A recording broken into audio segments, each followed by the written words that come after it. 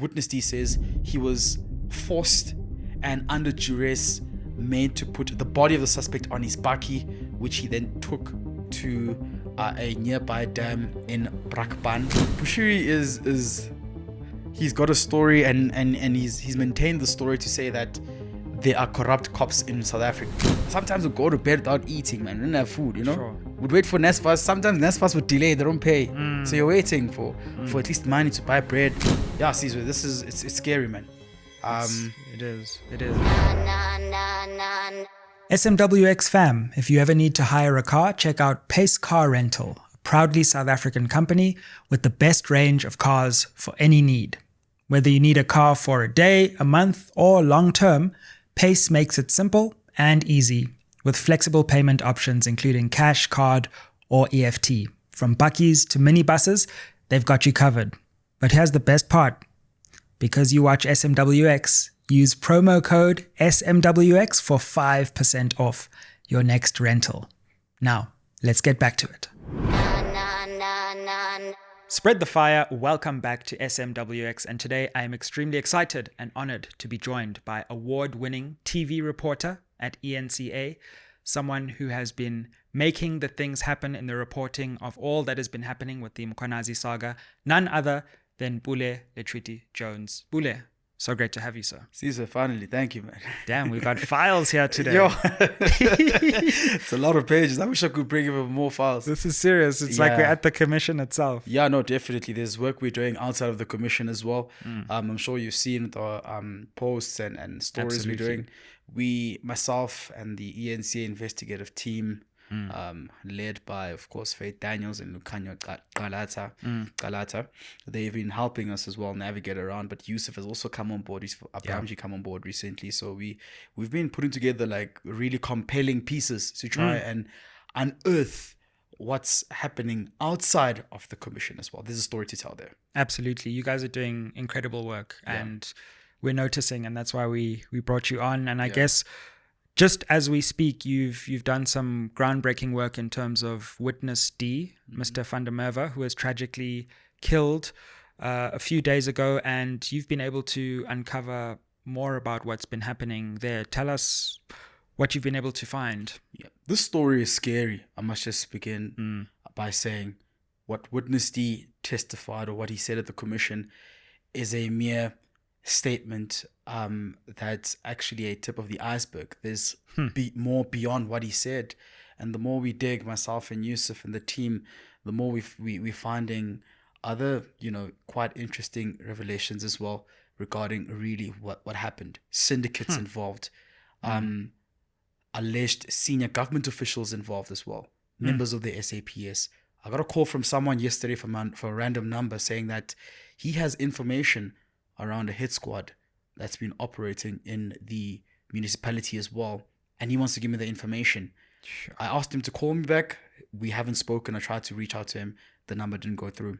It's not the first time I've witnessed this. Sometimes whistleblowers, given what is happening and their lives being in danger, Babita Diokran, Mpomafole, we know of the Vereniging engineer Armand Swart as well, whose name appears and features extensively at the commission. They drop information and just disappear, and you'll never hear from them again.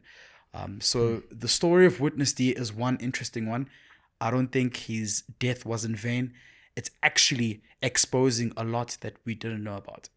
Yeah, absolutely. And there's been talk of a hit list where Witness D, Mr. van der Merwe, is just one of the names of people who might be eliminated according to this hit list. So I keep going on my phone because obviously I just want to give you context. Sure. Witness D in early November came to the commission and testified about an incident that took place in Brakpan in 2022. One of the scariest moments at the commission. Definitely. And his testimony was brief. If I stand to be corrected, it was about 1 hour, 30 minutes. And a lot of people really, I don't think, were paying attention or rather taking that testimony serious, right? For example, I had like about 3 sound bites cut in the system. I was like, I'll revisit that. I'll see what's happening there.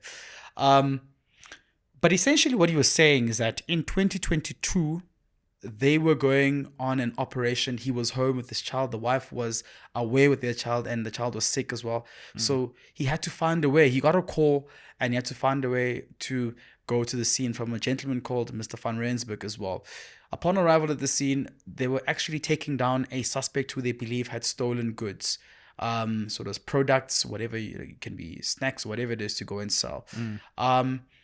But now, this suspect, he says, was being questioned inside the house by other EMPD, SAPS officers and private security members who were there on the scene. Right.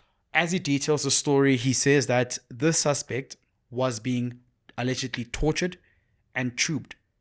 And the suspect was pleading for his life, saying, please allow me to live. There's 500,000 Rand in the house. You guys can take that and leave me alone. Sure. So he was helpless. Right?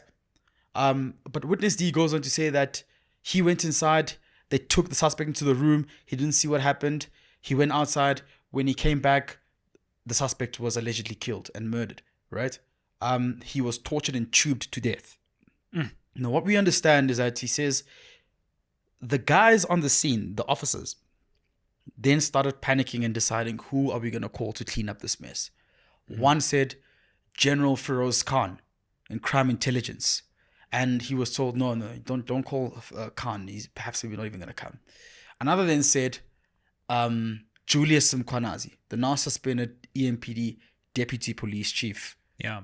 So we now know that a few minutes later, Mkhwanazi, according to witness D's statement, came, and there was a little meeting that took place, an informal impromptu caucus meeting there, where they were discussing what do we do next beyond this. And witness D says he was forced and under duress made to put the body of the suspect on his bakkie, which he then took to a nearby dam in Brakpan. He dumped the body there. So the positioning of the body is, I think the body was facing up, if my memory serves me correct. He left the body there and went back home. Couldn't sleep. Says he was sleeping with one eye open all the time. Told his wife about it. He was scared. He told his wife, if you don't hear from me tonight, just know something happened to me. Send her a live location.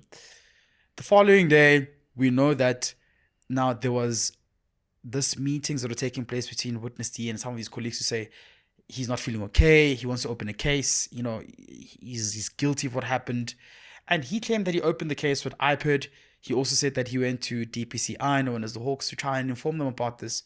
But there was nothing that happened. iPad has confirmed that it is indeed true. So some of the two guys that are there in the scene include Etienne van der Walt and Chris Smith. They were part of the unit that got letters from Julius Mkhwanazi to say they can assist EMPD. But from what we heard from the retired commissioner at EMPD, Revo Spies, was that the appointments were irregular, right? So myself and Yusuf Abramji went on a quest for answers. And we tracked these guys down. Amazing work. You spoke to both of them. It's been a while. Etienne van der Walt and Chris Smith. They say that what witness D is saying isn't true. Obviously, they're rebutting that, right? But before we get to that, I just want to finish the story of witness D. So witness D came to the commission, laid out the story, told us that he was fearing for his life. But testified about everything. Seen and mentioned Van der Walt and Mr. Smith. They were part of the tracking team. Revo Spies alleged that Chris Smith was part of the team that was working with road cops in EMPD, extorting from people, involved in criminality, hijacking trucks, all of that. We saw the video that was presented at the Madlanga Commission where they were saying that in Meyerton, they were stealing copper from a client. But obviously, Van der Walt says that's not true. Chris Smith says that's absolutely distorted. Sure. I'm just balancing it. I'm giving you the absolutely. story. And it's important that you also got their side of the story in your report. Yeah, because often, Caesar, people will on X or social media will say, why are we giving criminals a platform? And I don't think it's about giving criminals a platform. I think it's about, you want the truth. You want to know where we're going, because at the end of the day, what's said at the commission are allegations that are being tested. People are coming with evidence. Some people are not coming with evidence. Some are providing content, and it's the prerogative of the commissioners to then establish the outcome as to really is the criminal justice system in trouble. Sure. So witness D called Yusuf Abramji 2 days before he was gunned down in full view in front of his family when they were coming from dinner. Wow. In front of the gate. And so Yusuf posted a video that was showing that there was illegal miners trapped in, I think, Benoni or somewhere. There were Zamazamas that were there. And so what we understand now from the sources we're speaking to is that Marius, known as Flum, they call him Flum in the streets, of course, This is still Witness D, This is still Marius, Witness D, same person. They were closing holes in like some of these mining dumps as well, where like they would get contracts and work with other private security companies and close holes. South Africa is in trouble. We've been trying to fight the illegal mining operations, you know, of Operation Valumkoti, that's initiated by SAPS, working with the military as well. So Yusuf got wind of information that there were miners who were trapped underneath as a result of what has happened. Witness D then called Yusuf to say, look, I know you have this information. I want to tell my side of the story. I want to expose syndicates, and I want to expose senior government officials as well. 2 days before. 3 days before. Sure. 2 days, 3 days before. My word. It could have been 1 day before. I'll just 2 days later, Flum is out with his family for dinner. They were coming back home. As he was about to open the gate, we understand that there was a car, 2 vehicles that came, and I'll get into that as well. A Chevrolet and I think a sedan, and he was gunned down in front of his family. Now, there's 2 versions to this. One, we are told that he had a conversation with the suspect outside before he was gunned down. Okay. But 2, others believe he was gunned down while in his car. So obviously that's subject of the investigations of the SAPS. Sure. Right? Because I think my colleague Heidi Jacobs asked the National Commissioner yesterday, and he said that no, he was not outside speaking to the suspects. But what we know is that he was gunned down, and these criminals in that brazen carrying out of their criminal activity then dumped the car nearby Alex, and we don't know who they are. So the last person, obviously, in the media space, Flum spoke to was Yusuf Abramji, based on the public recordings that he shared. So before we got to that, on Friday was the last day of the Madlanga Commission. I was inside the commission at about 11:21 in the evening. I get a message from Yusuf saying, I believe Witness D has been gunned down. Verify with you guys in the Kuruleni. I step outside the commission, and at that time, it's a very crucial moment. It's the re-examination process of Toby leading with the police minister Senzo Mkhunu. You have advocate Mahlape Sello, who's now exactly saying no, but Mr. Toby went beyond the scope. So it's a to and fro. It's interesting. You're watching, everyone's watching, people are tweeting. You get this SMS from Yusuf, like, Yusuf, not now. I go outside, I call. No, they confirm it's true. There's no official comment yet, right? They confirm it's true. I speak to the spokesperson, Jeremy Michaels. Like, do you know about this? He's like, no, he doesn't know. He'll double check. He'll check. Regardless, I didn't decide to step out of the commission. I leave. We break the story. At the time, I think we had the information first at hand, but we were cautious around how we're gonna break it, because this is Witness D. You don't want to cause panic. No one knows who the witness is, but indeed it was verified. Got to the scene, and then we saw what was happening. We saw we spoke to one of the neighbors who confirmed to us that yes, Flum was very dedicated to fighting illegal mining in the community. So General Fred Kekana, he at the time was the acting Gauteng commissioner, on record says they're looking for an NP 200 Nissan, right? They believe that Witness D was shot twice. So now details were still sketchy. But it turns out that Friday evening, and I'll share with you the recording as well, and you can see how you can perhaps maybe distort the voice and hide the source as well. Sure, absolutely. That Nissan was dropped in Alex on Friday evening. The picture was already circulating in the private security circles as well. They knew about this vehicle. Yeah. Yeah. Friday, Saturday, Sunday, only found yesterday, Monday. Huh. So the suspects dumped the car there and fled. This witness, who we've been speaking to, alleges that when given a call that they saw gentlemen who were there who just dropped the car, had a smoke and left. So it seems like these guys were taking their time. Right? A few weeks before Witness D died, we got hold of the docket that shows that he opened a case. He was patrolling on the main reef, in the main reef area, fighting illegal miners as well. A white Mahindra Bakkie came and tried to take him out as well. Wow. Altercation ensued, and they tried to they were shooting at each other. We believe the suspects fled off. He says in his he spotted two gentlemen, and they destroyed his car. In that statement to the police, there's a case number. We have the case number. He opened this at the police station. Wow. When we asked General Kekana, do you know about this? He said no. The only incident they knew about was the case registered with IPID. So quick question on the timeline. Was this after he testified as well? The Mahindra... So it seems like his life was in trouble. I mean, his sister spoke to eNCA with my colleague Masego Ratlaga and Bradan this morning. Yeah. And she says that he kept on telling them that he's in trouble, but he lived a very clandestine lifestyle. Right. Secret. Doesn't things, operates in privacy. Yeah. Doesn't say much. Yeah. So, but what he told his sister after this attempt, it was I believe it was just after he had testified, because there's two attempts. There's before the testimony and just after as well. He said that his life was in danger. He told his sister his life was in danger. He told his sister that he'll be going to the commission. And what we understand is that the father to Witness D used to work in the mines before, right? Okay. So he's dedicated. He said that he got permission from a certain minister who said he can conduct those operations. That's Witness D's sister telling Masego. She did not reveal who's this minister. It goes back to what he said when he told Yusuf to say, I want to expose certain government officials. So it means that he had sensitive information. Yeah. And people were scared that he's now testified before the commission. Who else knows what?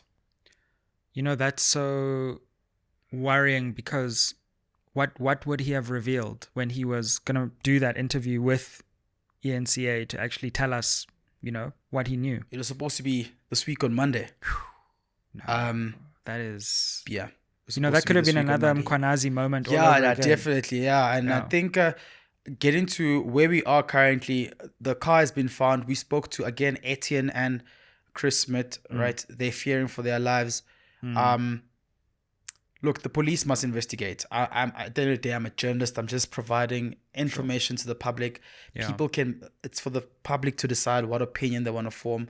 But police have to investigate. The public deserves to know the facts, and we deserve to know what happened. I mean, the way he was killed was wrong. It's not. I wouldn't wish that on anyone. You know, in front of your family. Imagine how his kids he leaves behind are going to be traumatized. The wife as well. She's not speaking to the media. You know, she's writing a note sent to you, sees what you can publish. That's how traumatized she is. It was quite bad. But interesting. Smith, Van der Walt say there's a hit list. They say they got a call. Right. So yesterday when was it? On Tuesday, Monday during an interview with Chris Smith, he kept on getting random calls via private number. He got a call that he is next. He must watch his back. Van der Walt as well. Etienne Van der Walt as well got a call saying the same thing. Watch your back. So these two guys say they were told there's a hit list. And number one on the hit list, they allege, was Marius Van der Walt. Etienne is next. Chris is next. So what they're telling us is that the guys who have been exposed at the Madlanga Commission, there are guys as well within the private security circles who are afraid, who've been doing whatever rogue activities with illegal miners and rogue cops as well, that if those who are implicated go to the commission they may just well have even much more sensitive information that'll expose whoever it is who's running the syndicate and operation as well. Hence why they're getting these threats. There's a lady as well who was part of that EMPD operation. Of course, I can't say her name. Sure. There was quite a number of officers who were conducting that operation in 2022. But she called us as well. She reached out. She said she's moved her kid from Ekurhuleni. Her kid is somewhere else in a protection safety house, and she's got information. I spoke to her this morning. She was compiling a dossier for us, and she says she wants to expose rogue elements within the Ekurhuleni Metro Police Department. Sure. So yeah, Sizwe, this is it's scary, man. It is. It's scary. I think yesterday in the evening I got a message just now. There was another message here where one person says that I even know that this police officer is not talking with Brigadier, this person who's part of this unit, because of the case, and he went to meet the people who stole the load. So this speaks about the car, the trucks that are being hijacked as well, and other rogue elements that are happening. It's very imperative that the commission gets into the rot inside our criminal justice system, because clearly we're seeing elements of collusion between criminals and some members in the SAPS. But also I must say, they are good cops, Sizwe. They are good cops who are trying to protect South Africans. Absolutely. And they should be recognized because they're trying to protect everyone. You and I want to trust that officer behind the counter when we open a case, Yeah. Wow. That is a really fascinating rendition of what has happened. And even, I've been following this every day, but I learn new things about the timeline as you explored it there. You mentioned there's a recording. There's a recording. I'll give it to you. It's interesting, that recording, man. The voice has been distorted. Okay. And it's a very interesting recording about really what is going on here. Like I said, myself and the team, Dasi and Tati as well in KZN. He's exposing a lot of things in KZN. He's always on the ground. The guy doesn't sleep, man, The eNCA people are on fire. So there's quite a lot of us who are working on these stories, man. And basically that recording just tells you what happened about Witness D. Right. And just days before his death, what we played that in the exclusive, man. We played two exclusives. I think one on Saturday and Sunday. We played one yesterday as well. And this source is just telling us what is going on. That the Zamas in the West Rand were after Witness D. He moved. You remember the Krugerstop story where there were young ladies who were allegedly raped by Zamas. Former Minister Bekele went there. It was a big thing. I remember. Yeah, it was a massive story. I remember 19. It was 19 ladies or 19 young women who were there. Something like that. Yeah. And there was an issue around how the DNA doesn't link. Suspects were then released. And Witness D was the first one to get onto the scene, as far as and Yusuf understand. Yusuf context telling him that he was the first to get there. He was very brave. You can take on these guys. That was his work. You know what's fascinating about this, and what you have uncovered along with Yusuf and your team, is also that you've now drawn the link between criminal syndicates and illegal mining. Yeah. And what is happening at the Madlanga Commission with Mkhwanazi, because in some ways those two worlds were separate. We had like the illegal mining operations, Valum Kodi, and then we had the Cat Matlala and the Big Five. But it actually turns out that there is some intersection somewhere between that illegal mining and these criminal syndicates and these rotten law enforcement bodies.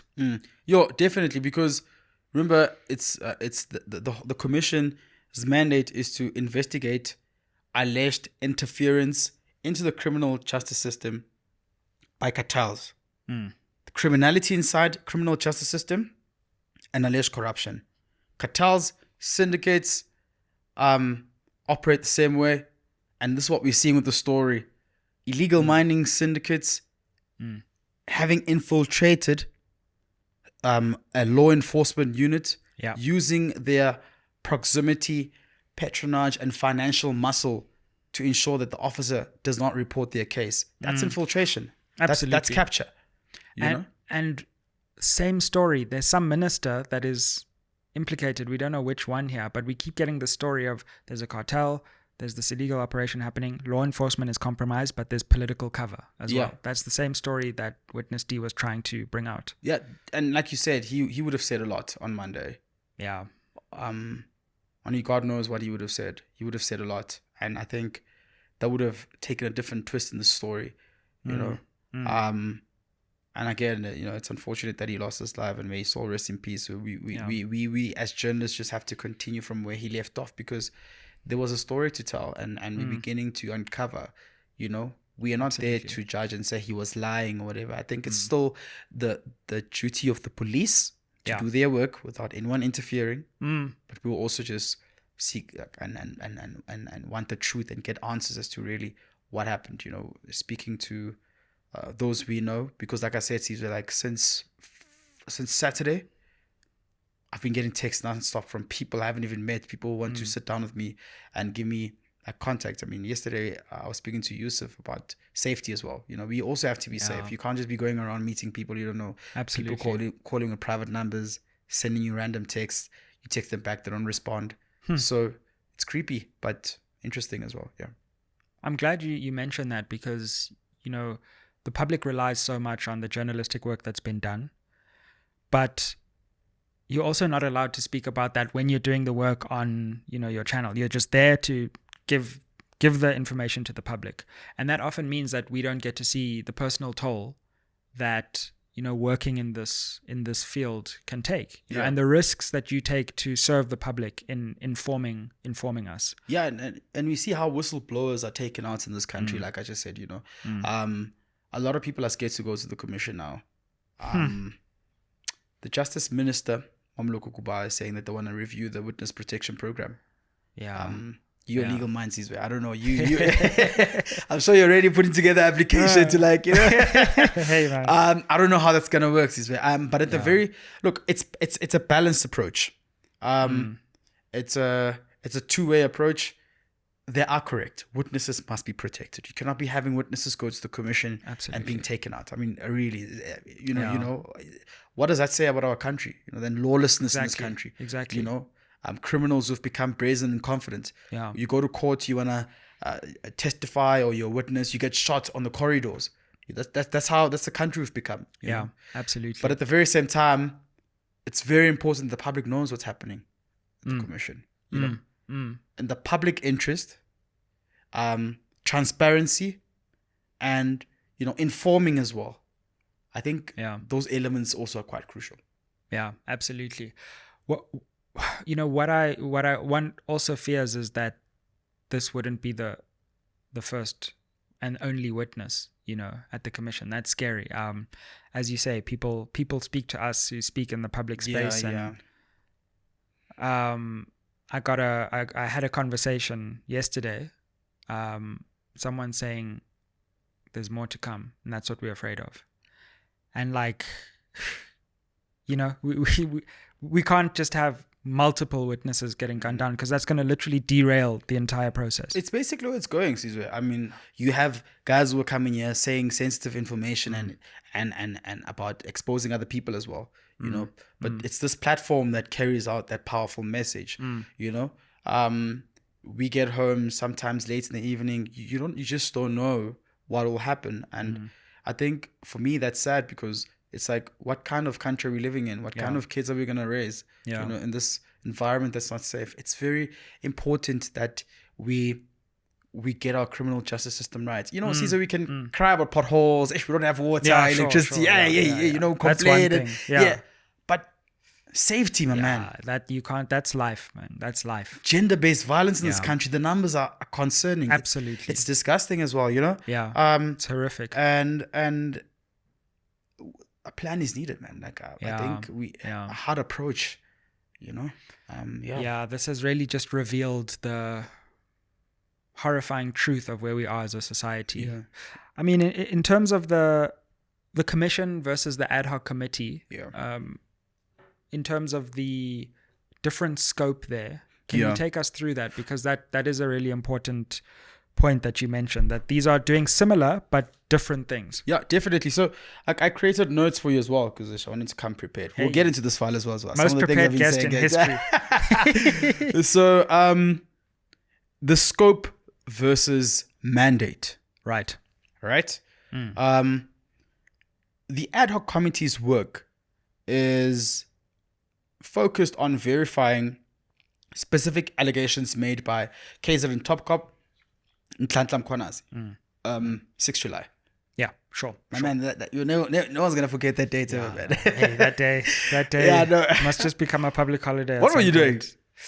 What was I doing? I actually can't remember what I was doing, but I remember when I was told. My producer, Oratile, sent me a message like, bro, have you seen this? Yeah. And I remember going on X and looking at the allegations. Yeah. And I was like, sure. This is one of those. Sometimes a turning point happens and you only realize later. Like that day, I knew nah, things are not going to be the same. Yeah, I know. A lot of allegations said there. Yeah. Political interference in SAPS operations and other issues that are taking place, right? Yeah. You know, people were named, the likes of the police minister Faizan, the suspended Deputy National Commissioner General Sibia. Yeah. Quite a lot of people. Then you have the Madlanga Commission. So their scope is much more different, right? While they are investigating these serious allegations that were made by Mkhwanazi, and I keep saying this because if I say Mkhwanazi, people think I'm saying Julius. Yeah, exactly. Exactly. There's a lot of Kumalos in Mkhwanazi, so gotta get the name right. Yeah. They're investigating the allegations, but looking into other law enforcement agencies as well: EMPD, JMPD, Correctional Services, Tshwane Metro Police Department, SAPS, the Hawks, all of that. That's why when they're having these testimonies, witnesses come there, you keep hearing of the takedown operation that took place on the 6th of December 2024, where the Hawks and the PKTT almost clashed. That incident was very serious, my man. Yeah. The PKTT conducting this operation, someone calls General Libya and says, there's bogus cops here. The Hawks are here. They're taking down a suspect. Yeah. Libya cascades the message down through the structures, obviously to Lieutenant General, who's just Divisional Commissioner there at the PCI, who then takes it down to the Tactical Operation Management section of the Hawks, TOMS. Yeah. Right? Numerous calls are made. Johannesburg, that branch there, those guys there. So the Hawks go there, they verify, they leave. Another unit comes, they verify, they leave. Another unit comes, they verify, they leave. One unit stayed there for just almost an hour. Helicopters are flying. Helicopters are being deployed to go and see what's happening there. And this is what came to the alleged assertion by members of the PKTT. The political killings tossed him to say, these oaks were interfering. Why didn't they call a local police station in Sandton? What were they doing here? You know? But of course, the Hawks are saying, General Kadwa, he is the head of the Hawks in Gauteng, saying that we were not interfering. We wanted to verify. And what he then says, he's very interesting, is that there are simmering tensions between the Hawks and SAPS. That's dangerous, man. You know? It means that reform is needed, systems need to be checked, and better communication as well. So essentially, that's just what the scope and the mandate is. So you see the Madlanga Commission as a wider inquiry, and Parliament is more focused on the Mkhwanazi allegations specifically. Basically, that. And you see how, the commission, people are saying like, why is the commission not calling Sibia? Why is the commission... They've got a very structured system, right? So they got phase 1, which is the allegations. Right. That's your Mkhwanazi, Lieutenant General Tumisani Kumalo, Lieutenant General Hindas Ntumule, who is the acting National Deputy Commissioner for the Police for Crime Detection, Forensic Services. You have Marga van Rooyen, legal head. You have the Fani Masemola, who is National Commissioner. You have the Hawks head in KZN coming through as well. Not the Hawks head, the MPA head, rather, coming through. Yes, yeah. Phase 2, rebuttals. Brown Mkhwanazi.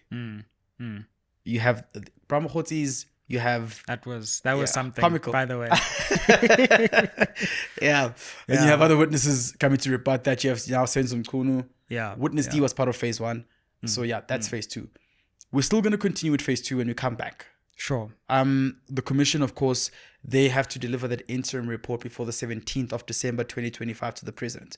3-month interim report, basically outlining this is who we've investigated, these are testimonies we heard, this is how far we've come to establishing whether or not the criminal justice system is infiltrated or not, the issues, the challenges, the outcomes, the wins. Then 6 months later, detailed report. Right. If they do work in accordance with the time frame. So that would be around June. Probably around June, depending on how fast they can move. Yeah. And phase 2 is going to be really interesting because we now hear from the other side. We've heard Julius Mkhwanazi, we've heard Brown Mokgotsi, we've still got Sibiya, possibly Kat Matlala, I don't know. Yes, I believe so. I did ask Jeremy Michaels, spokesperson. I think it's in their plans. I mean, it looks like you're watching a movie. Like it is. There's always like a villain in the movie, like characters. You feel like Marvel or there's always like that villain you need to like confront in the end. Like, final boss.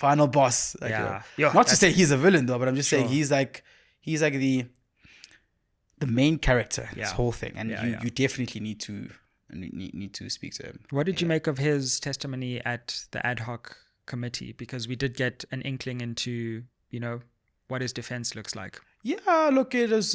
He's very calm, man. Caesar. He's very calm. For someone who's facing such serious allegations, he's very calm. Obviously, we there was that bit of a misunderstanding as well, and a bit of an issue from his legal side, saying we didn't have enough time, we couldn't communicate properly with our clients because there's no signal here at the prison cells, here at Khoshi Mampuru. But he said a lot, I think, implicating the former police minister, Begicele, rather. That was a big moment. That's where you had that Woolies bag moment as well. It's been trending. Quite a lot was said. He spoke about this individual he mentioned who is being wanted by the cops. I don't know if because I wasn't following properly because I've been on the Madlanga commission. But this guy is alleged to be a kidnapper. He's a kidnapping kingpin. And the cops are looking out for him. Oh, yes, yeah. My colleague Dessen thought he has been following that story there. But what we understand is that he said that this guy complained to him that he was assaulted by, I think he said KZN Top Cop was also implicated as well in this. And Matlala alleges that Mkhwanazi called him and said, can you speak to this guy to drop this case? Or some of these things really, Caesar, there isn't any evidence to back it up, right? Yeah. So it's almost like hearsay, right? At this point. And he says he's written a statement, an affidavit or whatever, but you need like a bit of compelling evidence to try and prove that you were called by this guy who said you must do this and that. Definitely. And I hear people are saying that what's interesting that he didn't implicate Sibiya a lot and Mkhunu. True. Contrary to what Brown Mokgotsi said, that he was the intermediary between Matlala and Mkhunu. That he would get payments through his companies, which he would facilitate to Mkhunu for his political campaigns. So, interesting. He didn't touch on that much, so maybe the commission will look into that. What are you looking at in terms of next year and what we can expect from the Madlanga Commission? How do you see next year unfolding? So next year will be quite interesting. Given the death of Witness D, now known as Marius van der Merwe. I think the commission will try to protect its witnesses. And I think there will be strict rules now for the media as well. There's a lot that must be fixed, even the technical glitches. I think a few weeks ago, the names of witnesses, I think it was A and witness B and C were made public, and due to a technical glitch, and we were told to like take down the streams. So those are the kind of things that really the commission will want to look into. I know that National Commissioner Fani Masemola is going to be meeting the chairperson Buyiseli Madlanga over this issue as well. Interesting. Nat Joint has been pulled in as well, crime intelligence, to say how can we assist, how can we help the witnesses be protected as well. Yeah. So the guys I spoke to, Chris Smith, Etienne van der Walt. They're willing to go to the commission, Interesting. but they want to go in camera. They don't want media. So they told me. If their lives are going to be protected, if they're going to spill the beans, they want to go in camera. Yeah. Pule, one of the things that I love to do on this show is just also get the personal story of the brilliant journalists who are bringing us this news. Yeah. I mean, talk us through how you got interested in journalism and your journey towards, being one of the key voices informing the public at this point in our history. Yeah, I think it started in 2014. I went to Hoërskool Pretoria West. I was in Johannesburg. Went to Rosettenville Primary, and then I went to Kenilworth Secondary School. Did grade 8, grade 9. Then I left, and I went to Hoërskool Pretoria West here in Pretoria West. And there was like a newsletter. Okay. Right. Yeah. And I always remember that teacher who was teaching me how to write there. But basically, Caesar, in this newsletter, I would write things about people. There was a part where you write gossip about people. Hey, this one is dating this one. This one is the funniest. Yeah. So I enjoyed that blog because I could write about people. But hey, during break time, you must hide yourself because now they're looking for you. You needed witness protection there. Exactly. So I fell in love with that. Interesting. Telling stories, man, like the coolest crew of the year. The hottest young lady of the year, or the most tidiest guy, or the prefect of, just those. It's telling story in color. Yeah. Creating fun around how you tell stories. And then I left. I went to Tshwane University of Technology. You know what they call it? The Republic. You were part of FISMAS for 2015. You know what I mean? Exactly. Were you also there at the Union Building? No, I was not there. But man, I enjoyed myself, man. I think it's a good institution. Produced quite a lot of good journalists as well. And I wanted to study sports physiotherapist. I couldn't go in. I didn't meet the requirements, and I got dropped down to journalism, which was second choice. They told me sports physio was too full. I wanted to take a gap year, but I couldn't, man. I went down to journalism. Wow. But hey, it wasn't easy, man, to get where I am. I struggled a lot, financially as well. Sure. My grandmother tried to push out for me. My best friend had to pay for my registration fees, man. It was bad. It was bad, yeah. And I want to tell the story because people always look at the final product. They don't fall in love with the process. Absolutely. The process is very important. I wasn't born and just started working for eNCA. I had to work for a company for 2 years, not getting paid. Taking a train, Metro Rail, from Soshanguve to Pretoria to Johannesburg. Your viewers are watching a train. They know there was a train called 95. We say Mawopani Station to Belombre, Marabastad, or 96, Mawopani Station to Bosman Station. Wow, bro. So I hustled, man. I got my first job, and take us into those 2 years, man, because that's grind. It was tough, man. 2 years working, and I had a mentor as well at the time. I think it's Pule Letshwiti-Jones. He works for SMWX. He was taking me through everything. He would say, "Come crash at my place. I'm gonna teach you how to do this." And then he would give me transport, and then he'd assist me as well. Wow. And then after that, I got to work for TUT to be a student assistant for 6 months. And then I went into the Media 24 graduation program. I think that's where I got my break, right? Interesting. I worked with the likes at that grad program was Junior Kumalo from Newsroom Africa. We were there, we're part of the team. There's quite a lot of young guys that are part of that team who are in the industry now. Yeah. And we worked there. And then I think after 12 months, I didn't have a contract anymore. And then Megan Rusi from ETV News and Sports gave me my first contract. But before we got to that place, hey man, I lived in Arcadia, I remember in Pretoria. I have a friend of mine as well who's still around. Sometimes we'd go to bed without eating, man. We didn't have food, Sure. We'd wait for NSFAS. Sometimes NSFAS would delay, they don't pay. So you're waiting for at least money to buy bread, but we believe that we'd get there one day. And after Media 24, I got this contract from ETV. and I got my first break, and I just started taking it from there, man. It was I couldn't believe it as well, you know. What was that like easy. first week like? I sent home my money home, man. Gave my grandmother money, and nice. Yeah, my best friend as well. I gave him some. The two guys. Nice. Even the guy who paid for me, then I was left with nothing. Then I think a few months later I bought a car.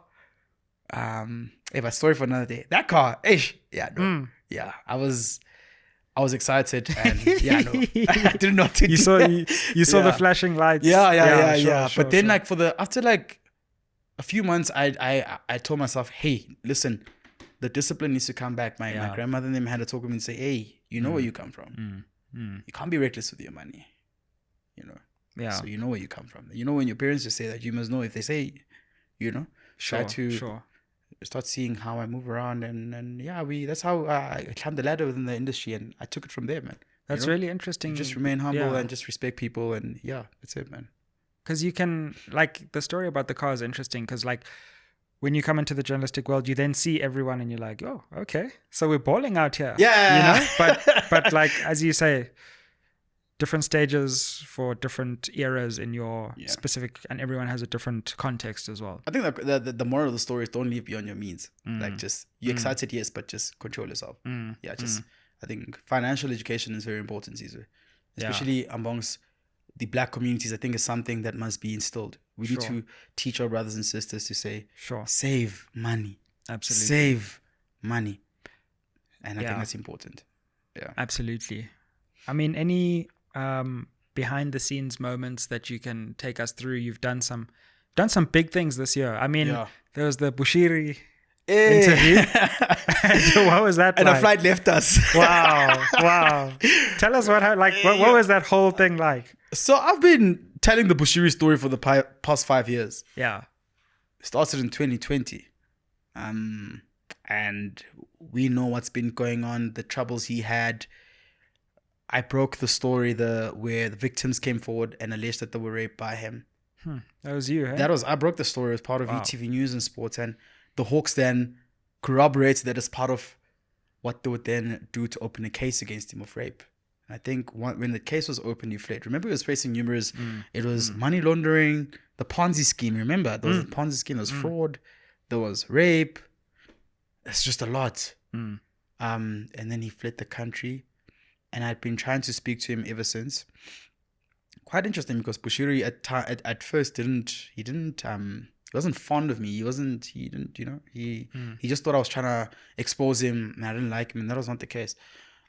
So 2 months ago, I got a text. So it was a month ago. I got a text after waking up, and his team reached out and said, after the court judgment, you remember what they said? They said that I think it ruled in his favor or something like that, to say our government doesn't have a compelling case to have him extradited to South Africa to face these charges.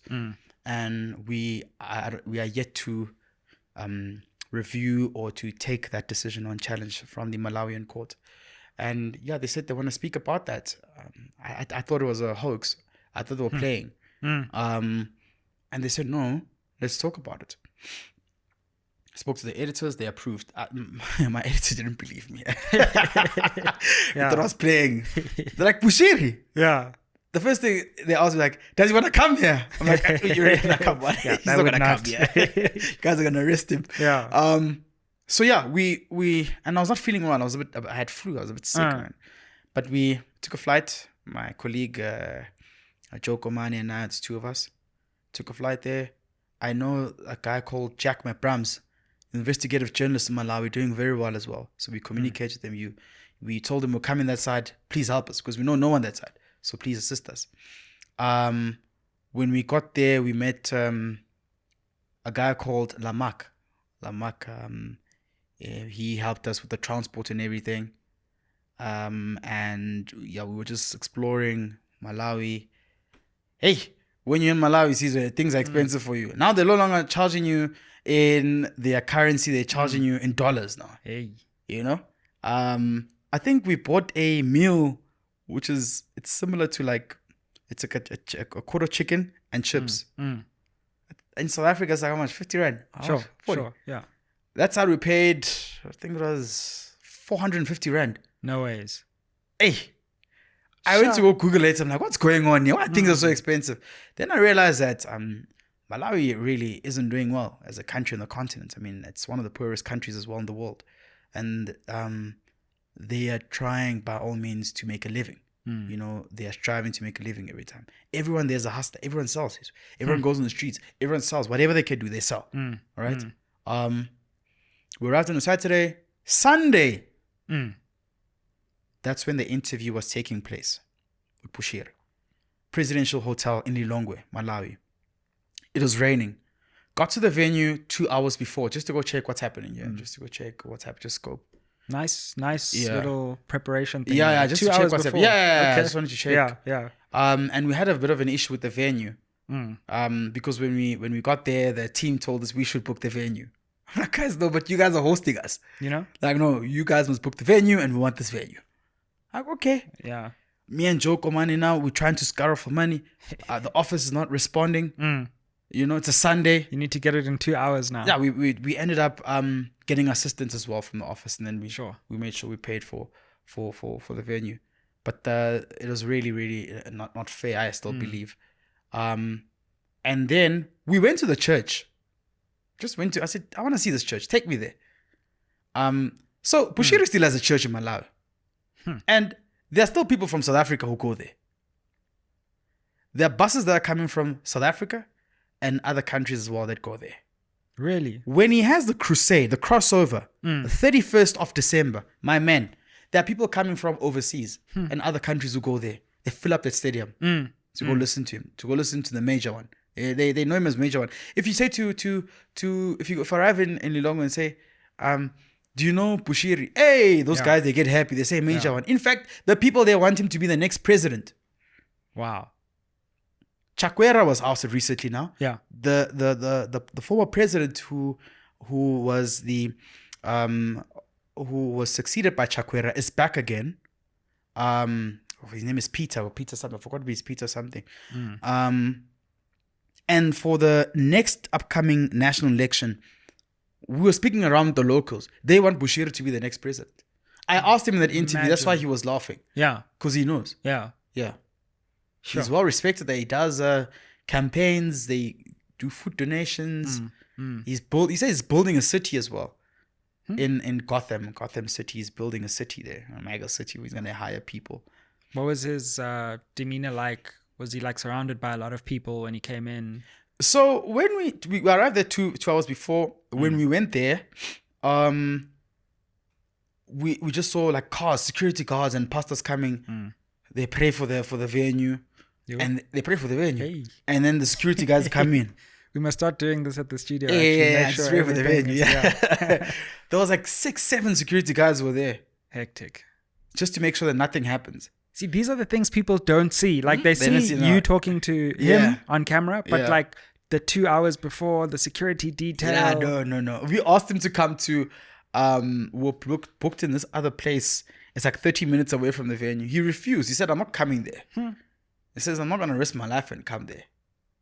Wow. His team said, you guys must book a venue and we want the presidential hotel in Lilongwe.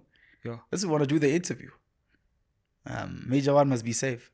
Now you're in Lilongwe. You can't, you wanna, you're like, you're angry now, you want to say something, but you're just like, hey, humble yourself and just keep quiet and say, okay, fine. We want this interview. We're going to have this interview because you've traveled here now. Yeah. So we had the interview.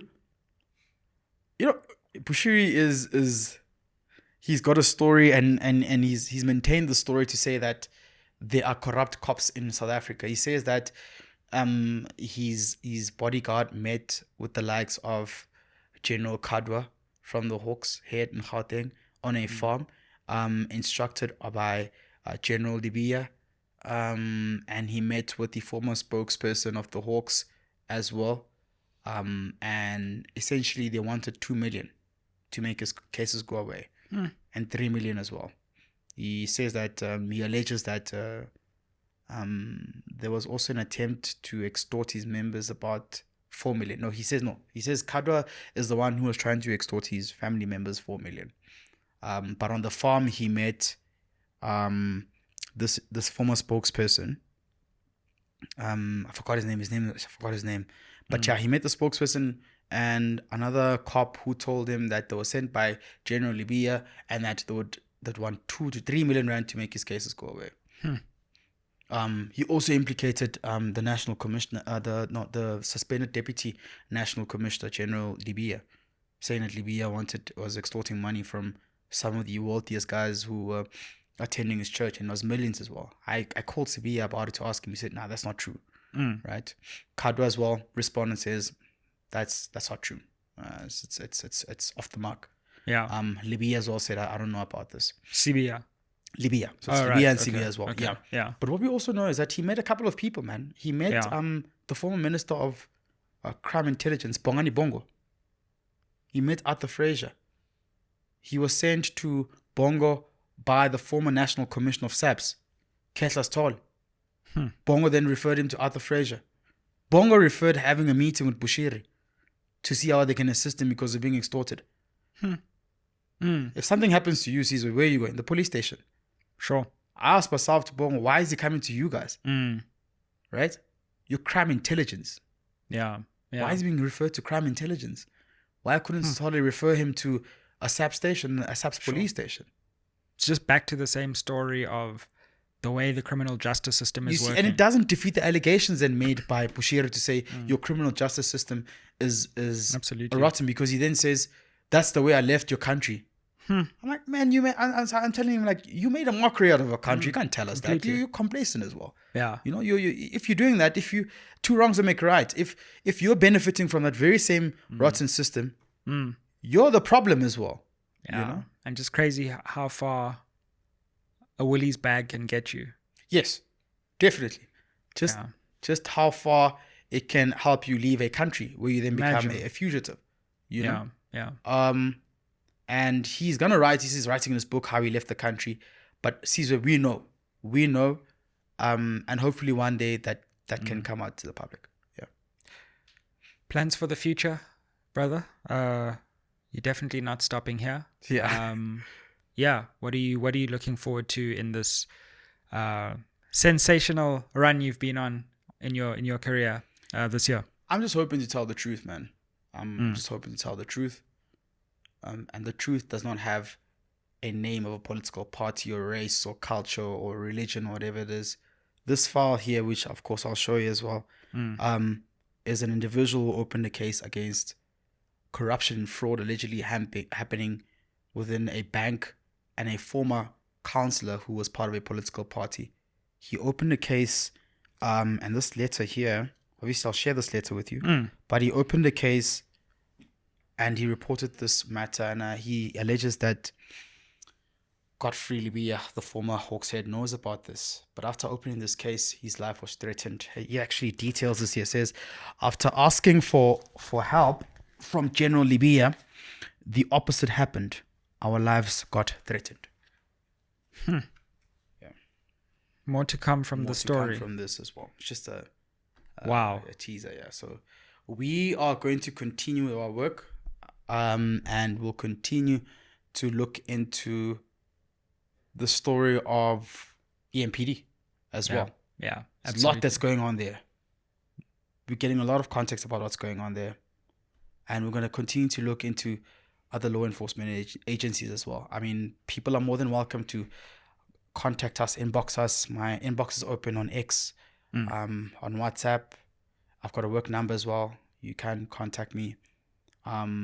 And on Facebook as well. I'm there. People can give us information, and let's build a better South Africa for our children and our future as well. Yeah. Pule Letshwiti-Jones, brother, keep up the great work. Thanks.